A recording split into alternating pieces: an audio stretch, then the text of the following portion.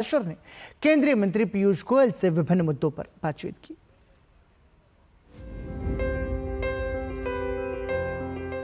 पीयूष गोयल जी हमारे साथ है, उनका रोड शो चल रहा है और अपार भीड़ यहाँ दिखाई दे रही है।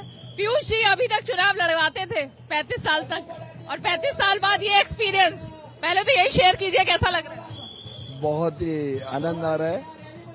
एक प्रकार से माननीय प्रधानमंत्री जी का आभार है कि उन्होंने हम सबको जमीन पे फिर से उतारा, लोगों के बीच में जनता की अदालत में भेजा। गर्मी काफी, तापमान बढ़ चुका है, लेकिन जनता दिखाई दे रही है आज आपके स्वागत के लिए, आशीर्वाद देने के लिए। ये तो मात्र एक वार्ड की रैली है और जिधर हम जा रहे हैं उधर एक एक वार्ड की रैली कर रहे हैं, और उसमें भी जो अपार जन समुदाय बाहर आ रहे हैं, जिस प्रकार से आशीर्वाद मिल रहा है, मेरी भी कल्पना के बाहर है कि ये क्या हो रहा है। एक प्रकार से प्रधानमंत्री नरेंद्र मोदी जी के प्रति जो आज देश में विश्वास है, 10 वर्ष में जो सभी ने अनुभव किया, अलग अलग प्रकार से देश में हर समुदाय, हर वर्ग का को लाभ पहुंचा, बिना भ्रष्टाचार पहुंचा। मैं समझता हूँ ये उसका परिणाम है कि लोग इतने बड़े संख्या में हर रैली पे इतने लोग रहते हैं। एक तरफ संयुक्त एनडीए दिख रहा है और दूसरी तरफ विपक्ष में तो इस बात को लेकर भी दरार थी कि आपके खिलाफ किसको खड़ा किया जाए। मुझे लगता है सवाल मेरे खिलाफ का नहीं था, देश भर में विपक्ष को तकलीफ हो रही है, क्योंकि प्रधानमंत्री मोदी जी का आज जो लोकप्रियता है वो शायद ही आजाद भारत के इतिहास में कभी भी देखा गया। यहाँ पर लोकल वर्सेस बाहरी का स्लोगन दिया जा रहा है। बहुत दुख की बात है कि वो मुंबई को बांटना चाहते हैं। मैं मुंबई कर हूँ, मुंबई कर रहूंगा। मेरा पैदाइश मुंबई में है, मेरी पढ़ाई लिखाई मुंबई में है, व्यवसाय मुंबई में रहा, और कोई भी व्यक्ति एमपी बनता है तो उससे पार्लियामेंट अटेंड करना है, उसके लिए दिल्ली जाना पड़ता है। कोई मंत्री बनता है, 75 मंत्री हैं, तो देश की सेवा के लिए बाहर रहना पड़ता है। इसका ये मतलब नहीं होता है कि कॉन्स्टिट्यूएंसी नजरअंदाज हो जाए। ये स्वागत, ये सत्कार फिर से एक बार लगातार जो दिख ही रहा है, जहां जहां से ये रोड शो जा रहा है, चुनाव रथ पीयूष गोयल का जा रहा है, केंद्रीय मंत्री से लेकर अब पहली बार सांसद तक का सफर, सांसद का चुनाव। उनका कहना है कि दोनों का अपना अपना रंग है, दोनों की अपनी अपनी बात है और दोनों की अपनी अपनी खूबी है, लेकिन जनता इस बार क्या सोच रही है ये तो जनता ही जानती है। फिलहाल लोकतंत्र में क्या मायने रखता है वो है कि चुनाव खत्म होने के बाद और जीतने के बाद भी जनता के बीच इसी तरह से नेता जाते रहे, तब शायद असलियत में जो लोकतंत्र है वो बहाल होगा। कैमरा पर्सन राकेश के साथ रीमा पराशर, डीडी न्यूज के लिए मुंबई से। और दक्षिण एशियाई क्षेत्रीय सहयोग संगठन सार्क के महासचिव मोहम्मद गुलाम सरवर अपनी पहली आधिकारिक यात्रा पर नई दिल्ली पहुंचे। उनकी इस यात्रा को दक्षिण एशिया में पारस्परिक सहयोग बढ़ाने के एक अवसर के रूप में देखा जा रहा है। दौरे के दौरान विदेश सचिव विनय क्वात्रा, विदेश राज्य मंत्री डॉक्टर आर सिंह और विदेश मंत्रालय के सचिव पूर्व सचिव जयदीप मजूमदार से अलग अलग मुलाकात करेंगे। इसके अलावा वो सार्क के भविष्य पर भाषण भी देंगे। पिछले वर्ष ही बांग्लादेश के राजनयिक मोहम्मद गुलाम सरवर को सार्क का महासचिव नियुक्त किया गया था। ये उनकी इस पद पर पहली भारत यात्रा है। और वहीं भारतीय अंतरिक्ष अनुसंधान संगठन यानी इसरो की उपलब्धियों की सूची में एक और उपलब्धि जुड़ गई है। इसरो ने 3D प्रिंटेड रॉकेट इंजन का सफल परीक्षण किया है। नया इंजन कच्चे माल में 97% की बचत करता है। इसके साथ ही प्रोडक्शन समय भी 60% तक कम कर देता है। इसरो ने 9 मई को एडिटिव मैन्युफैक्चरिंग या 3D प्रिंटिंग तकनीक का इस्तेमाल करके लिक्विड रॉकेट इंजन का सफल परीक्षण किया। PS4 नाम के इस इंजन का इस्तेमाल इसरो के मुख्य rocket polar satellite launch vehicle के ऊपरी हिस्से में किया जाता है। भारतवर्ष के इतिहास के पन्नों में 11 मई का दिन स्वर्णिम अक्षरों में लिखा गया। 26 साल पहले 11 मई 1998 को अटल बिहारी वाजपेयी की सरकार ने राजस्थान को पोखरण में दूसरी बार परमाणु परीक्षण करने में सफलता पाई। इसी के साथ भारत अपनी परमाणु शक्ति का लोहा मनवाकर विश्व के मानचित्र पर परमाणु शक्ति के रूप में उभर चुका था। परमाणु शक्ति के रूप में विश्व मानचित्र पर उभरे भारत ने 11 और 13 मई 1998 को पोखरण के पास स्थित खेतोलाई गांव के निकट सिलसिलेवार 2 सफल परमाणु परीक्षण कर विश्व मानचित्र पर अमिट छाप छोड़कर दुनिया के ताकतवर देशों की श्रेणी में अपना नाम दर्ज करवा दिया था। भारत की इसी सफल परमाणु परीक्षण के चलते दुश्मन देश आज भी भारत की ओर देखने से कतराते हैं।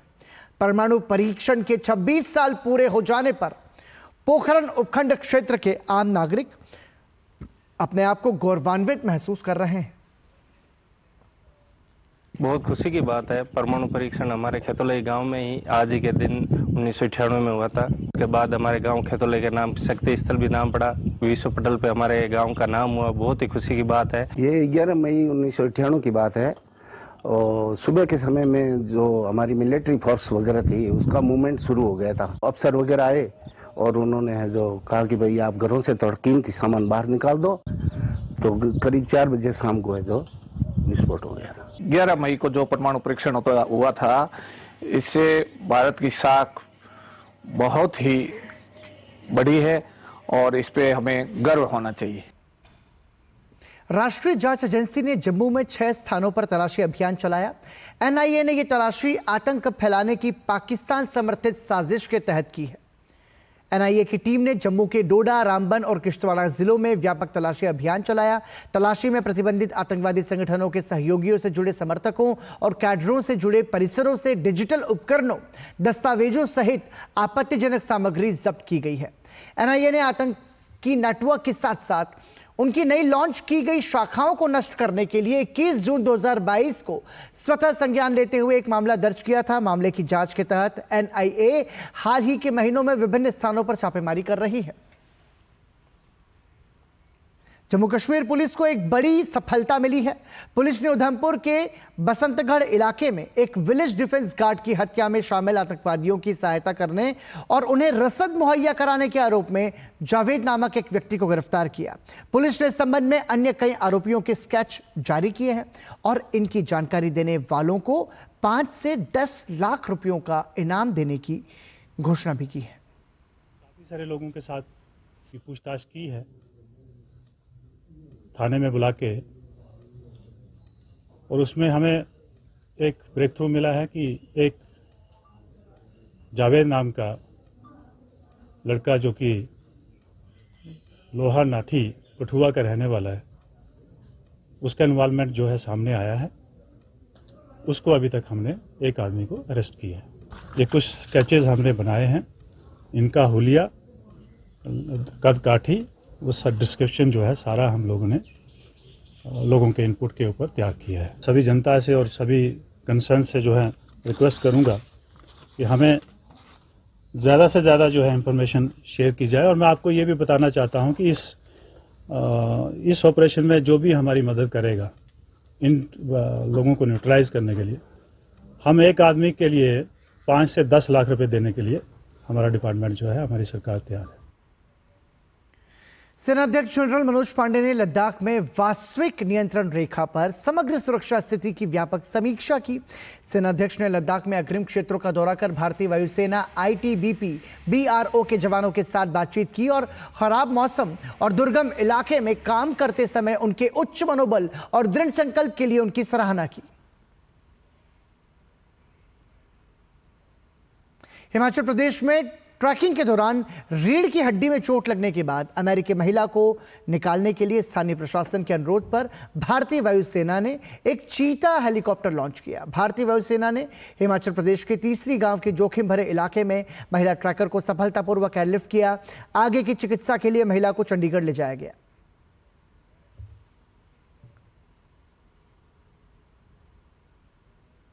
अमृतसर की अटारी सीमा सुरक्षा बल का सबसे ऊंचा ध्वज लगाया गया है। शाही किला परिसर में एक शानदार समारोह में बीएसएफ के महानिदेशक नितिन अग्रवाल ने 350 फीट ऊंचा ध्वज फहराया। ये देश में बीएसएफ का अब तक का सबसे बड़ा ध्वज है। इस ध्वज की लंबाई 60 फीट और चौड़ाई 40 फीट है। इतनी ऊंचाई पर शान से फहरा रहे इस ध्वज को कई किलोमीटर की दूरी से देखा जा सकता है। बीएसएफ के महानिदेशक ने यहां लोकसभा चुनाव के मद्देनजर पंजाब में सुरक्षा इंतजामों का जायजा भी लिया और बीएसएफ के सामने भविष्य की चुनौतियों पर चर्चा की। और वहीं उत्तराखंड में चारधाम यात्रा जारी है। बीते 2 दिनों से केदारनाथ समेत गंगोत्री और यमुनोत्री तीनों धाम गुलजार हैं। पहले दिन केदारनाथ धाम में देश विदेश से रिकॉर्ड संख्या में 29,000 से अधिक तीर्थ यात्रियों ने दर्शन किए। केदारनाथ धाम हेलीपैड, केदारनाथ पैदल मार्ग और केदारनाथ हाईवे पर कोई दिक्कत ना हो, इसके लिए पुख्ता इंतजाम किए गए हैं। जिला प्रशासन द्वारा सीसीटीवी कैमरे के साथ ही अलग से यात्रा कंट्रोल रूम की स्थापना की गई। इसके अतिरिक्त हेल्पलाइन नंबर पर यात्रियों द्वारा दर्ज समस्याओं का समाधान किया जा रहा है। इस वर्ष केदारनाथ में साफ सफाई पर विशेष ध्यान दिया जा रहा है। बीते वर्षों की तुलना में इस वर्ष अधिक सफाई कर्मी इस कार्य के लिए तैनात किए गए हैं। यात्रा मार्ग पर जगह जगह पेयजल की व्यवस्था की गई है। यात्रा मार्ग पर जगह जगह स्वास्थ्य शिविर लगाए गए हैं ताकि श्रद्धालुओं को तुरंत स्वास्थ्य सेवाएं प्रदान की जा सके। सरकार के आला अधिकारी लगातार इस विश्वविख्यात यात्रा पर नजर बनाए रखे हुए हैं और यात्रा में कोई बाधा ना आए, इसके लिए 24 घंटे अलर्ट पर हैं। बद्रीनाथ धाम के कपाट रविवार सुबह 6 बजे से श्रद्धालुओं के दर्शन के लिए खोल दिए जाएंगे। बद्रीनाथ केदारनाथ मंदिर समिति ने सभी तैयारियां पूरी कर ली हैं। बद्रीनाथ धाम को फूलों से भव्य रूप से सजाया जा रहा है। इस बीच योग बद्री पांडुकेश्वर से श्री उद्धव जी और श्री कुबेर जी सहित आदि गुरु शंकराचार्य जी की पवित्र गद्दी और बद्रीनाथ धाम के रावल ईश्वर प्रसाद नंबूदरी के साथ गाड़ू घड़ा तेल कलश यात्रा दोपहर में बद्रीनाथ धाम पहुंची। श्रद्धालुओं की सुविधा के लिए शासन, प्रशासन और मंदिर समिति ने विशेष प्रबंध किए। यात्रा मार्ग पर पानी, बिजली, शौचालय और भंडारे जैसी सभी मूलभूत सुविधाओं की व्यवस्था की गई। यहां पहुंचने वाले श्रद्धालुओं की स्वास्थ्य जांच भी की जा रही है। सुरक्षा की दृष्टि से पुलिस, एसडीआरएफ और होमगार्ड के जवानों को भी तैनात किया गया है। 25 साल से बद्री विशाल बाबा हमको वैसे ही बुला रहे हैं और आज भी मैं कपाट खुलने के टाइम पे आया हूँ। बद्रीनाथ के कपाट खुलने वाले हैं सुबह और आज हम शाम को बद्रीनाथ। मैं सभी श्रद्धालुओं के ये निवेदन कर रहा हूँ ज़्यादा से ज़्यादा संख्या में भगवान बद्री विशाल के दर्शन करें। नीति आयोग के पूर्व सीईओ अमिताभ कांत ने सोशल मीडिया प्लेटफॉर्म एक्स पर अपने एक पोस्ट में लिखा कि यूएसए, यूके ने अर्थव्यवस्था में डिमांड बढ़ाने के लिए उपभोग निर्धारण दृष्टिकोण अपनाया, लेकिन आज उन्हें इन्फ्लेशन का दुष्प्रभाव दिख रहा है। भारत में हमने एक अधिक दीर्घकालिक इंफ्रास्ट्रक्चर लेड मॉडल को अपनाया है, जहां केवल 1% जीडीपी का खर्च इंफ्रास्ट्रक्चर पर किया जाता है, वो अब 4% तक पहुंच गया है। आज हर एक दिन 28 किलोमीटर राष्ट्रीय राजमार्ग और 14.5 किलोमीटर रेलवे लाइन निर्मित किए जा रहे हैं। प्रधानमंत्री ग्राम सड़क योजना के तहत 3.7 लाख किलोमीटर ग्रामीण सड़कें निर्मित की गई हैं। संचालित हवाई अड्डों की संख्या और बंदरगाहों की मौजूदा क्षमता अब 2 गुना है। वंदे भारत जैसी नई युग की रेलगाड़ियां यात्रा का समय कम कर रही हैं। विश्व स्तरीय इंफ्रास्ट्रक्चर में निवेश करने से भारतीय अर्थव्यवस्था को मजबूत बनाने में बहुत लाभ होगा।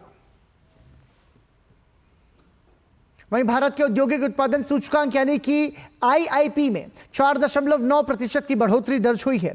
यह बात राष्ट्रीय सांख्यिकी कार्यालय यानी कि एनएसओ के मार्च 2024 के जारी आंकड़ों से स्पष्ट हुई। एनएसओ के आंकड़ों के मुताबिक विनिर्माण क्षेत्र का उत्पादन 5.2% बढ़ गया, जबकि एक साल पहले इसी महीने में यह 1.5% था। इस साल मार्च में खनन उत्पादन भी 1.2% बढ़ा है। साथ ही बिजली उत्पादन भी 8.6% की दर से बढ़ गया। आपको बता दें कि बीते साल यानी कि मार्च 2023 में फैक्ट्री आउटपुट उत्पादन में 1.9% की वृद्धि देखी गई थी। और कैनरा बैंक ने वित्त वर्ष 2024 की चौथी तिमाही के नतीजे जारी किए थे। कैनरा बैंक का बीते वित्त वर्ष की चौथी तिमाही का शुद्ध लाभ 18% से बढ़कर 3,757 करोड़ रुपयों पर पहुंच गया है। बैंक ने वित्त वर्ष 2022-23 की चौथी जनवरी-मार्च तिमाही में 3,175 करोड़ रुपयों का मुनाफा कमाया था। तिमाही के लिए शुद्ध ब्याज आय साल दर साल 11% से बढ़कर 9,580 करोड़ रुपए हो गई। एसेट क्वालिटी की बात करें तो gross non performing asset ratio दिसंबर तिमाही के 4.39% से घटकर मार्च तिमाही में 4.23% हो गया। we are the first banker. We could maintain the better than the last year. The previous year our NIM was 2.95%, and this year we could manage at 3.05% with an improvement of 10 basis points, whereas the entire industry has seen a fall in the NIMs. That's the different, what we are different from other bankers. That has helped in maintaining our net profits quite comfortably. The last year the net profit was 10,600 crores, and this year our net profit has risen to 14,554 crores, almost a 38% growth in that net profit. This we could achieve it not only in the maintaining the composition of the business, this also is possible because we are aggressively working on the asset quality. Delhi Capitals के कप्तान ऋषभ पंत रविवार को royal Challengers Bengaluru के खिलाफ होने वाले अहम match में नहीं खेलेंगे। राजस्थान रॉयल्स के खिलाफ डीसी का ओवररेट स्लो था, जिसके चलते कप्तान ऋषभ पंत को एक मैच के लिए सस्पेंड किया गया है। यह सीजन में डीसी का तीसरा ओवररेट ब्रीच है। वहीं जेम्स एंडरसन ने घोषणा की है कि वो वेस्टइंडीज के खिलाफ लॉर्ड्स में होने वाले टेस्ट के बाद रिटायर हो जाएंगे। 42 वर्षीय एंडरसन ने 2003 में लॉर्ड्स में ही जिम्बाब्वे के खिलाफ डेब्यू किया था। एंडरसन ने कुल 700 विकेट लिए हैं, जो टेस्ट क्रिकेट के इतिहास में किसी तेज गेंदबाज द्वारा लिए गए सर्वाधिक विकेट हैं। उन्होंने इंग्लैंड के लिए 188 टेस्ट खेले हैं। टेस्ट खेलने के मामले में उनसे आगे सिर्फ सचिन तेंदुलकर है। अफगानिस्तान में भारी बारिश के चलते आई विनाशकारी बाढ़ से 300 से ज्यादा लोगों की मौत हो गई। उत्तरी प्रांत बागलान में बाढ़ के कारण 1000 से ज्यादा घर ध्वस्त हो गए हैं। संयुक्त राष्ट्र खाद्य एजेंसी ने शनिवार को कहा कि पिछले कुछ हफ्तों में अफगानिस्तान में असामान्य रूप से मूसलाधार बारिश हुई है। और man city manager Pep Guardiola ने कहा कि ईपीएल में इस सीजन में उनकी टीम की सबसे कड़ी प्रतिद्वंद्वी आर्सेनल शानदार खेल दिखा रही है। डिफेंडिंग चैंपियन सिटी अंक तालिका में आर्सेनल से 1 अंक पीछे है, हालांकि उन्होंने एक मैच कम खेला है।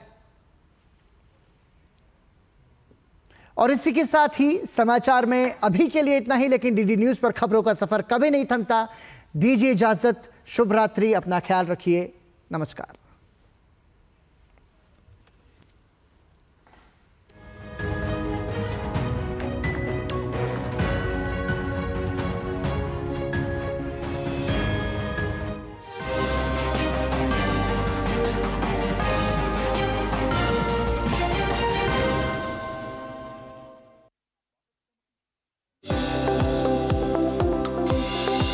लोकसभा चुनाव में कोई भी नागरिक अपने अधिकार से वंचित न रहे, इसके लिए चुनाव आयोग ने व्यापक इंतजाम